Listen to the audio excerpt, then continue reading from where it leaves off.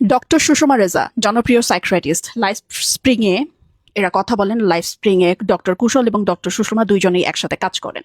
তাদের দুইজনের সেপারেশন হয়ে গিয়েছে, তাদের দুইজনের ডিভোর্স হয়ে গিয়েছে। যারা কিনা মানুষের ডিভোর্স নিয়ে কথা বলেন, যারা কিনা মানুষের ডিভোর্স যাতে না হয় সেই ব্যাপারগুলো নিয়ে কাজ করেন, মানুষের রিলেশনশিপ ভালো করার জন্য কাজ করেন, মানুষের মনস্তাত্ত্বিক ব্যাপারগুলো যাতে ভালো থাকে সেগুলো নিয়ে কাজ করেন, ডিপ্রেশন নিয়ে কাজ করেন। আজকে তারাই ডিভোর্সের মতন এত ভয়ঙ্কর একটা ডিসিশন নিয়ে নিয়েছেন। দুইজন অনেক ছোটবেলা থেকেই একসাথে ছিলেন, তাদের অনেক ছোট বয়সে বিয়ে হয়েছিল। তাদের জীবনের, তাদের সংসার জীবনের ইতি টেনেছেন তারা, এবং এইটাই ডক্টর সুষমা সবাইকে বললেন, একটি স্ট্যাটাসের মাধ্যমে জানিয়ে দিলেন। তিনি আরো জানালেন যে আমাদের সংসার এবং আমাদের জীবন, এই দুইটা জিনিসই আমরা ইতি টেনেছি, একসাথে আমরা আর থাকছি না। এটা মিউচুয়াল ভাবেই আমরা এই জিনিসটা শেষ করছি। ডক্টর কুশল এবং ডক্টর সুষমা দুজনের সাথেই পারস্পরিক মিউচুয়াল একটা আন্ডারস্ট্যান্ডিং এর মাধ্যমে ডিভোর্সটা হয়েছে। ডিভোর্সটা খুব ভয়ঙ্কর একটা জিনিস।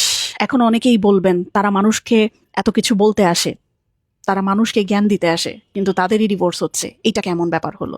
সমাজের জন্য তো একসাথে থাকতে পারতো, বাচ্চাদের জন্য তো একসাথে থাকতে পারতো, তাদের 3টা বাচ্চা। কিছুদিন আগে ডক্টর সুষমার অবস্থা খুব খারাপ হয়ে গিয়েছিল, আইসিইউতে হসপিটালাইজ ছিল। তখন ডক্টর কুশল খুব কান্নাকাটি করেছিল, খুব কষ্ট পেয়েছিল এবং স্ট্যাটাস দিচ্ছিল যে সবাই ডক্টর সুষমার জন্য দোয়া করেন। কত ভালোবাসার একটা সংসার ছিল, দুইজনকে দেখলেই মনে হইতো দুইজন দুইজনের জন্য। আমরা অনেকেই চিন্তা করি সমাজের জন্য একসাথে থাকা যায়, ডিভোর্সটা না হোক, দুইজনের জন্য দুইজন একসাথে থাকুক, ডিভোর্সটা না হোক, বাচ্চাদের জন্য একসাথে থাকুক, ডিভোর্সটা না হোক। কিন্তু আসলে ডিভোর্সটা না নিতে হয়। দেখেন, ডিভোর্স নেওয়ার মূল লক্ষ্য কিন্তু এইটা না যে আমরা দূরে চলে গেলাম, আমাদের আর ভালো লাগছে না, জীবনটা অশান্তির হয়ে গেছে। ডিভোর্স নেওয়ার মূল লক্ষ্য হচ্ছে আমাদের একসাথে যে চলার পথটা, এই চলার পথটা আর সুন্দর থাকছে না। আমরা একসাথে থাকলে ভেঙে যাব, আমরা একসাথে থাকলে মুচড়ে যাব, আমরা একসাথে থাকলে আর চলতে পারবো না। আমাদের জীবনের যে লক্ষ্য সেটা আসলে পূরণ হবে না। আমরা একসাথে থাকলে শুধু কেওয়াস সৃষ্টি হচ্ছে, আমরা একসাথে থাকলে শুধু ঝগড়া বিবাদ বাড়ছে, আমরা একসাথে থাকলে আসলে আমাদের সন্তানরাও ভালো থাকছে না।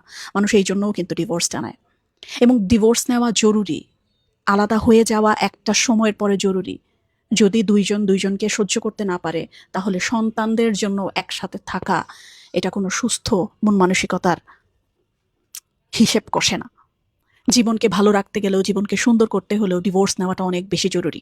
ডক্টর সুষমা এবং ডক্টর কুশলের এই ডিভোর্সটা আমাদেরকে, আমাদের জীবনকে, আমাদের সামাজিক জীবনকে, আমাদের সোসাইটিকে অনেক কিছু শিখিয়ে দিয়েছে, অনেক কিছু শিখিয়ে দিয়েছে যে আমরা যত বড় পর্যায়ে থাকি না কেন, আমরা আমাদের সম্পর্কগুলোতে কাদামাটি না ছুঁড়ে, একজন আরেকজনকে ছোট না করে, আমরা জাস্ট আমাদের পথটা আলাদা করে নিই। ডিভোর্স কোনো খারাপ কিছু না। ডিভোর্স অনেক সময় সলিউশন জীবনকে সুন্দর করার জন্য। এবং যে ডিভোর্সে দুইটা মানুষ ভালো থাকে, সেই ডিভোর্সটা আসলেও সুন্দর। বিশ্বাস করেন, সেই ডিভোর্সটা আসলেও সুন্দর। এটা তো এমন না একটা মানুষ ব্রেনের ডাক্তার, তার ব্রেনের টিউমার হইতে পারবে না, একটা মানুষ ব্রেনের ডাক্তার, তার ব্রেন ক্যান্সার হইতে পারবে না, একটা মানুষ ব্রেনের ডাক্তার, তার ব্রেন স্ট্রোক হইতে পারবে না। ব্যাপারটা তো এরকম না, তাই না? তারা ডিভোর্স নিয়ে কথা বলে, তারা মানুষের সলিউশন নিয়ে কথা বলে, তারা মানুষের ডিপ্রেশন নিয়ে কথা বলে, তার মানে তো এটা না যে তারা নিজেরা কোনোদিন ডিপ্রেসড হবে না। তাদের এই সুন্দর ডিসিশনকে আমি সাধুবাদ জানাই। ডিভোর্স সুন্দর, ডিভোর্স অনেক সুন্দর, যদি সেটা খুব সুষ্ঠুভাবে এবং কাটা ছোড়াছুড়ি না করে নেওয়া হয়। ডিভোর্স নেওয়া উচিত, কারণ বাঁচার এবং সুস্থভাবে বাঁচার এবং ভালোভাবে বাঁচার রাইট সবার আছে।